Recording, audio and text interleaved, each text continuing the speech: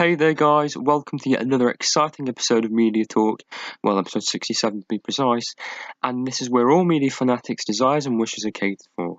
And on today's jam-packed show, we'll be talking about making educated guesses about the content of the brand new mysterious 1975 album, which I know has got music fans everywhere questioning, including myself. We'll also be interviewing contemporary media theorists to see if social expectations really do affect international conglomerates, and probably my favourite bit, try not to be biased here, but we'll be learning about my very own media creation and seeing what I learned from audience feedback, which I just know has sparked so much interest in you guys. So stay tuned because you most certainly do not want to miss it.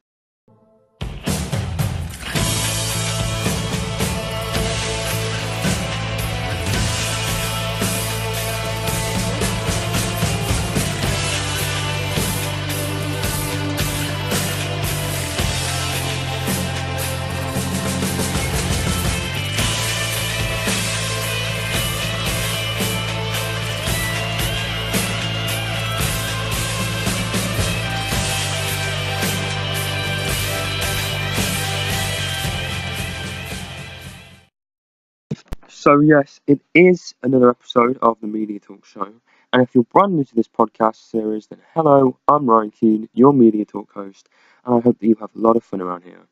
The date is the 16th of March 2017, but I'm sure you can work that out if you look at your calendar or your phone. And I think, you know what, I really think today actually seems quite bright and cheery, which I think is quite unusual for March. You know, we're on the cusp of spring, I'm glad actually, because I'm sick of the cold weather, but there you go. But I think I'm more happy not because of the nice weather or anything like that, but I actually think I'm more happy because we have an amazing show lined up for you today, and I mean amazing, because we're going to start it off by talking about my very own media product.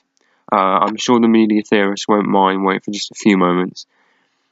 So basically, I created a three-part product for my A2 Media Studies, and that included a digipack, a music video, and a magazine advert, which you will already know that if you are a regular listener of the show. But if you're not, that's what I did. And the thing is, I had to be really conscious of audience and conventions when creating this.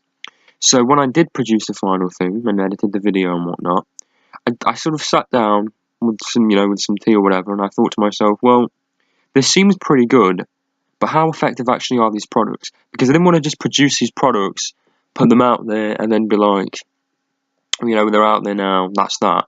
I wanted them to be effective, I wanted them to work, so I get audience feedback. So, it was paramount that I myself approved of my creations, but I did have to hear what different demographics thought, since I was trying to market a product.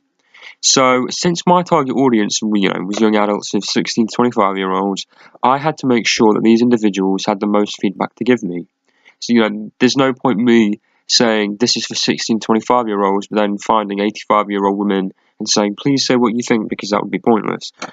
I had to make sure that these individuals had the most feedback to give me, because it was important. I didn't just want to put this out there and think to myself, it doesn't matter who gives it back. It had to be specific. It had to be tailored to that complete thing.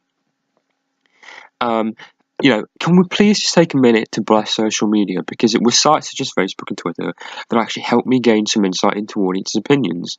So on Facebook, Twitter, I think I used Tumblr as well, but I asked 12 people, 8 of which were 16 to 25-year-olds, to see what they thought of my final designs. And I asked 4 people who weren't my target audience so that I could gain a broader understanding of demographic consumption. And like every product, it is helpful to have secondary audiences to appeal to. So thankfully, most of the feedback was incredibly positive. And the first thing that I really, really want to mention to you guys is how the significance of using generic conventions to do with branding went over my head. I knew certain codes, such as symbols, colour, excessive use of the star persona, etc. I knew they were vital for audiences to identify the genre. But 9 of the 12 people I asked correctly identified the genre of the products as rock/soft rock. I mean, the fact they can actually decipher a genre from just a few images and clips is astounding, to be honest. I was not expecting that. And that actually really strengthened my understanding of media marketing. And you know what? Another interesting thing that I actually learned from audience feedback is how they think of star personas. 8 of the people I asked picked up on Victoria, who is my main artist's face, not being included in the magazine advert. So I questioned them and, said, do you think it's a good idea? And 6 of them actually turned around to me and said, that they did think it was a good idea because it gave the product a lot more mystery, a lot more enigma, and it actually encouraged them to buy the product. And 10 of them actually commented on the eclectic style of Victoria, and one of them described her as hippie-like, which I was slightly grateful to hear that because that's exactly what I was trying to get across. And I was a little, I guess I was a little dubious to give her a hippie theme because, that's going to evoke a polysemic reaction. You're going to get some people that are going to think that's offensive, that's cruel, that's this. But I did have to set up a brand. But then again, as well as my understanding developing, I actually learned completely new things as well, such as genre blending preferences. Because it was my understanding, as I'm sure a lot of you people that watch this show or listen to this show, that it was that the general understanding is that beforehand, a lot of people only want to see products of one genre because naturally we sort of categorize ourselves and systematize ourselves and codify ourselves into one specific genre that we like. For me, that's probably soft rock and whatever. But a lot of audience feedback actually stated that the blending of genres would get their attention more. And although 2 people actually told me that they thought my product was pop, they were told by myself that it was actually soft rock, and then from there they said that they could see a kind of almost like a medley between pop and rock in my product. And I really did think that was quite interesting because, I even asked another individual what would get their attention and interest more, and he actually turned around to me and said that genre blending too would do it. And I honestly had no idea that audiences really like that kind of thing. So when I had all these different people turn around to me and say, we want to see genre blending, we want to see that kind of, that dynamic element to it, I was really shocked, but I was really sort of pleased by it because I wasn't expecting it. So I think that if I ever use this for future reference, I would definitely have to bear that in mind. And then moreover, I learned about the significance of consistency. So a lot of those that I did ask pointed out the different colours, symbols, etc. throughout my product, and I asked them, what do you think of this consistency? And most of them said they liked it.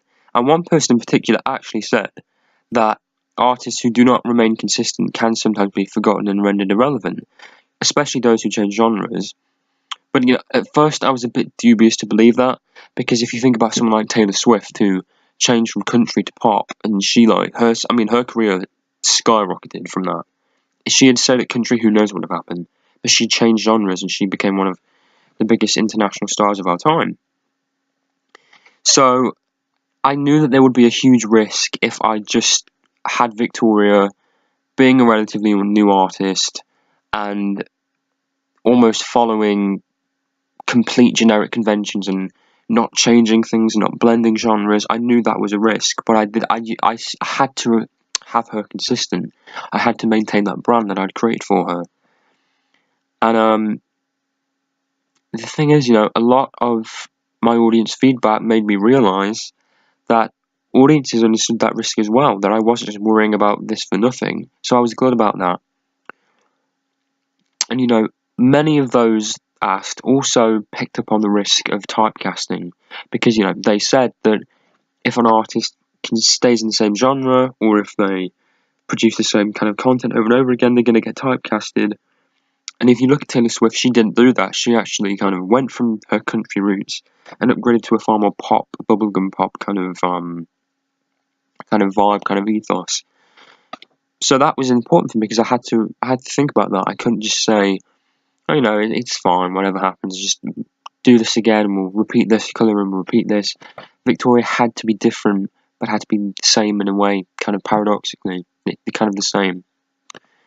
But Victoria is a new artist, so I wouldn't have to worry too much about it later on in her career. Later on in her career, I would actually have to worry about that. But for now, because she's relatively new, I have to create a brand for her. I have to sort of market her as a persona. It's just going to be confusing to audiences and demographics if I just completely change her ethos 2 or 3 weeks at a time. It'd be ridiculous.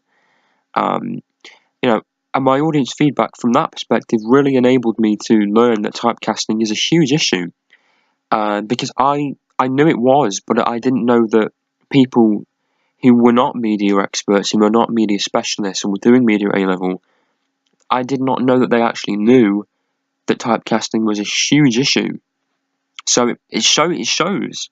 These issues are irrelevant. They show. I'm not just worrying about this for nothing. They are genuine issues. that I have to consider. So I'm really, really glad that I did my audience feedback, because if I do wish to take this further and to sort of take Victoria further and go beyond A2 Productions or whatever, I now know that I have to remain consistent with Victoria, even if I try to not, even if I think, you know what, it's fine, I won't go into a different genre, that's fine, because there's always that risk of losing fan loyalty with that. But if I do stick with her, and now I know that I have to keep switching it up, I have to keep changing it, changing the album aesthetic, changing the costumes, but maintaining certain elements. So I'm honestly, guys, if you ever do anything like this, if you ever produce anything, make sure you understand the risk of typecasting and that you actually do something to change that. I also got some not so positive feedback, but that's okay, it's constructive criticism. And some people did say that the digipack looked a little bare, and then the CD design could have been a bit better, could have had a bit more vibrancy to it, which I understand, I take that on board. And I digest it, because I suppose that I partially agree. But then I did have to give black as a colour to connote soft rock and eccentricity. It was only two people who seemed to criticise the black colour scheme anyway. And they didn't like the sepia colour tone too much, but then the majority actually admired the unusual imagery and the colours. So I learnt that by sticking to soft rock, by using colours not of the norm for music videos, that I was conspicuously exuding the genre in a way that audiences can actually pick up on, as well as media experts. And 5 people actually deciphered the reason why I had used sepia, which is to offer originality and to convey nostalgia. And through the music video feedback, I learnt that not everyone can be pleased. There's always going to be polysemy with whatever products you get produced. Not everyone's going to like everything. But as long as the majority of your audience appreciate your creation, then you really can't go wrong. And I don't know if I'll actually develop my A2 production, but if I do, now I know that consistency is paramount, and that I can use different colours, conventions, etc., because people are actually attracted to that kind of eccentricity and those features. And people can actually identify genres, they can identify demographics and dynamics and that kind of, those aspects and components of the music industry. So I would not have discovered that without audience feedback. But I do feel as if my audience feedback has actually helped me with my products, because it meant I was capable of gaining valuable insight into the desires of demographics. And thankfully, I actually did gain feedback through my first draft, final product, etc., which ultimately enabled me to create a successful end product. So if any of you would like to see my products and, maybe leave some feedback yourselves, go to my blog. The link is in my bio. And you only have to give your age, because I need to know who's from target audiences and who isn't. It's not me being nosy, I promise. It isn't. And, even throughout my first drafts, I was getting feedback. I was posting content, first drafts, second drafts, so that I was having this kind of consistent, sort of linear chronological feedback as I was going along, which meant that I was able to perfect my final design a lot more effectively. I wasn't going back and changing this and going back and changing that. I was able to move with it. I was almost sort of symbiotic with the rhythm of creation. I was able to go along with that, which is great, really. And I really wanted to create products that did have an effect, that inspired and entertained people. So I did learn a lot of these previous things after creating my drafts, but I had so much more detail and information after the final creations that really consolidated the information I'd already received. So comments that I'd gotten from this first draft had completely changed by the final draft, because people had consecutively seen different appearances, different images of mine, and I kind of thought, well, that's alright then, it might make sense. So that's all fine. And if you are listening and you were one of the ones that gave me feedback, then thank you so much, because you really did help me to create an effective product, and I really did learn a lot. So, my A2 production I really think was fantastic, and the audience feedback that I received from people really, really helped. So if you did give me feedback, then run yourself a hot bath, pamper yourself, because you deserve it. Quite frankly, you really, really helped me out.